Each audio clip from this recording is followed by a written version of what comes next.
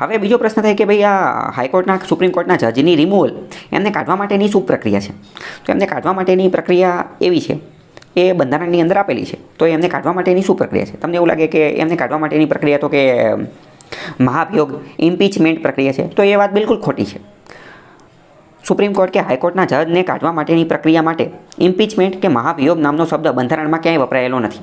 ઇમ્પીચમેન્ટ કે મહાભિયોગ નામનો શબ્દ જે છે એ બંધારણમાં માત્ર અને માત્ર પ્રેસિડેન્ટ રાષ્ટ્રપતિ માટે વપરાયેલો છે, નહીં કે સુપ્રીમ કોર્ટ ને હાઈકોર્ટના જજ માટે.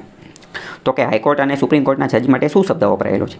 એમની માટે એવું કીધેલું છે કે રાષ્ટ્રપતિને કાઢવા માટેની જેવી પ્રક્રિયા છે ઇમ્પીચમેન્ટ એટલે કે મહાભિયોગ જેવી પ્રક્રિયા છે, એના જેવી પ્રક્રિયા સિમિલર પ્રોસિજર ટુ ધ ઇમ્પીચમેન્ટ એટલે કે નહીં એક્ઝેક્ટ એવો શબ્દ નથી વપરાયેલો, પરંતુ એવું કીધું કે રાષ્ટ્રપતિને કાઢવા માટેની જેવી પ્રક્રિયા છે એના જેવી પ્રક્રિયા. તો આ પણ વિધાનવાળા વાક્યમાં પૂછાઈ જશે કે ભાઈ મહાભિયોગ કે ઇમ્પીચમેન્ટ શબ્દ જજ માટે વપરાયેલો છે, તો કે એ નથી વપરાયેલો. બીજું, જજને કાઢવા માટે એમના રિમૂવલ માટે શું કોઈ કારણ આપેલા છે? તો કે હા, બંધારણની અંદર 2 કારણ આપેલા છે. પહેલું પ્રૂવડ મિસબિહેવિયર. પ્રૂવડ મિસબિહેવિયર એટલે કે સાબિત થયેલો કોઈ ગેરવર્તણૂક કરેલી હોય અને ગેરવર્તણૂક પાછી સાબિત થયેલી હોય, તો કે ગેરવર્તણૂક પ્રૂવડ મિસબિહેવિયર. અને બીજું કારણ આપેલું છે ઇનએફિશિયન્સી, અસક્ષમતા એટલે કે તમે ભાઈ અસમર્થ છો, હવે કામ કરવા નો હાલો, તમે ટૂંકમાં તમે હાલો નહીં, ઇનએફિશિયન્સી. તો આ 2 કારણ જે છે આપેલા છે. સેમ આ જ વસ્તુ રાષ્ટ્રપતિની અંદર હતું. જો રાષ્ટ્રપતિને કાઢવા હોય તો રાષ્ટ્રપતિને કાઢવા માટેનું એક જ કારણ આપેલું છે, ઓનલી વન રીઝન. એક જ કારણના આધારે રાષ્ટ્રપતિને કાઢી શકાય, અને એ શું હતું? તો કે વાયોલેશન ઓફ ધ કોન્સ્ટિટ્યુશન. જો એ બંધારણનો અનાદર કરે, બંધારણનું ઉલ્લંઘન કરે તો જ કાઢી શકાય. જ્યારે જજને કાઢવા માટેના 2 કારણ આપેલા છે, સુપ્રીમ કોર્ટ અને હાઈકોર્ટના જજને કાઢવા માટેના 2 કારણ. કયું? તો કે પ્રૂવડ મિસબિહેવિયર અને ઇનએફિશિયન્સી. તો આવી રીતે જજને જે છે કાઢી શકાય. તો આ બધી વાતો છે. હવે બીજો મોસ્ટ ઇમ્પોર્ટન્ટ ક્વેશ્ચન કે ભાઈ સુપ્રીમ કોર્ટમાં કેટલા જજ છે? તો સુપ્રીમ કોર્ટમાં અત્યારે 33 જજ છે, અને એ જજ જે છે એ જજની સંખ્યા વધારી શકાય, પણ એ પાર્લામેન્ટ વધારી શકે, પાર્લામેન્ટ જે છે વધારી શકે. 33 સંખ્યા જે છે નક્કી કરેલી છે. તો શું હાઈકોર્ટ માટે આવા કોઈ જજની સંખ્યા નક્કી થયેલી છે? તો મોસ્ટ ઇમ્પોર્ટન્ટ, હાઈકોર્ટ માટે આવા કોઈ જજની સંખ્યા વગેરે જે છે નક્કી થયેલી નથી. બીજું કે સુપ્રીમ કોર્ટ ક્યાં બેસે છે? તો સુપ્રીમ કોર્ટ દિલ્હીની અંદર બેસે છે, દિલ્હીની અંદર એની જગ્યા છે. તો શું સુપ્રીમ કોર્ટની જગ્યા બદલી શકાય? તો કે હા, સુપ્રીમ કોર્ટની જગ્યા બદલી શકાય, પણ એ કોણ બદલશે? તો કે એ જગ્યા બદલવા માટેનું કામ જે છે એ CJI કરી શકે છે.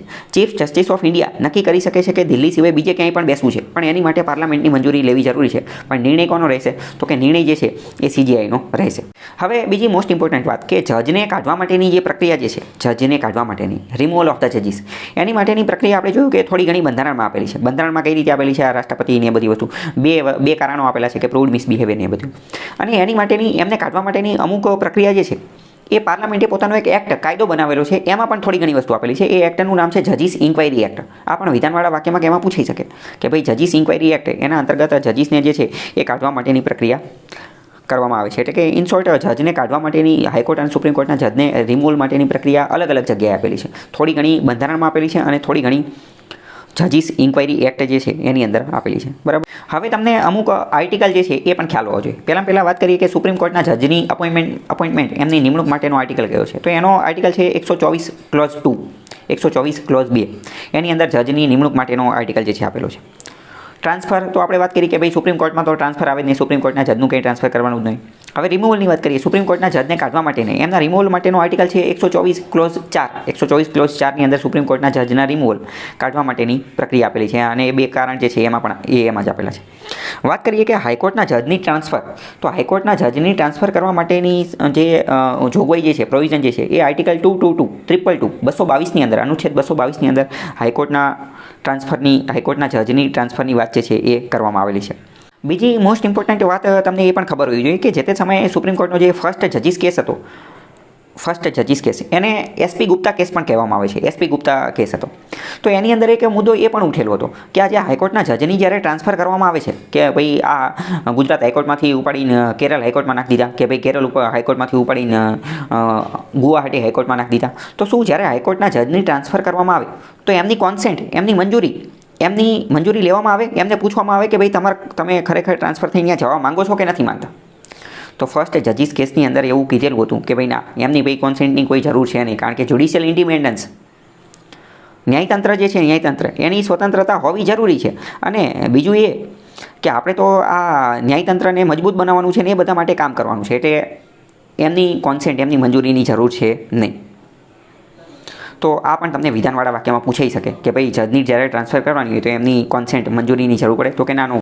બીજું મોસ્ટ ઇમ્પોર્ટન્ટ વાત કે આપણે જે ન્યૂઝપેપરના કટિંગની અંદર જોયેલું હતું કે સુપ્રીમ કોર્ટે અત્યારે કીધું કે ભાઈ આ જે જજની જે ટ્રાન્સફર કરવામાં આવેલી છે એ કોઈ આ રોકડ મળેલી છે, એમના ઘરેથી રોકડા પૈસા મળેલા છે, એ કેસના કારણે નથી કરી, પરંતુ બીજા કારણે કરી છે.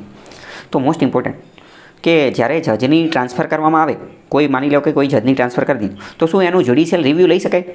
તો કે હા, એનું પણ જ્યુડિશિયલ રિવ્યૂ લઈ શકાય છે. જજની ટ્રાન્સફર માટેનો કેસ હોય તો એનું જ્યુડિશિયલ રિવ્યૂ લઈ શકાય છે. આનું પણ વિધાનવાળા વાક્યમાં પૂછે. તો આ જે ન્યૂઝ જે છે એની અંદરથી અલગ અલગ પ્રકારના પ્રશ્ન પૂછાઈ શકે. પહેલું તો કે ભાઈ હાઈકોર્ટ અને સુપ્રીમ કોર્ટના જજની અપોઇન્ટમેન્ટ નિમણૂક કેવી રીતે થાય છે, એમની રિમૂવલ, એમને કાઢવામાં કઈ રીતે આવે છે, એમના ટ્રાન્સફર માટેની શું પ્રક્રિયા છે, આ કોલેજિયમ સિસ્ટમ શું છે, ફર્સ્ટ જજીસ કેસ, સેકન્ડ જજીસ કેસ, થર્ડ જજીસ કેસ શું છે, એમની કોન્સેન્ટ લેવામાં આવે કે ન આવે, શું દિલ્હી સિવાય સુપ્રીમ કોર્ટને ક્યાંય બીજે બેસાડી શકાય કે ન બેસાડી શકાય. આવા બધા પ્રશ્નો ઓલરેડી ભૂતકાળમાં પૂછાઈ ગયેલા છે અને આવનારી બીજી પણ ઘણી બધી એક્ઝામમાં પૂછાઈ શકે છે. બીજો તમારો કોઈ પ્રશ્ન હોય તો કમેન્ટ કરી શકો છો.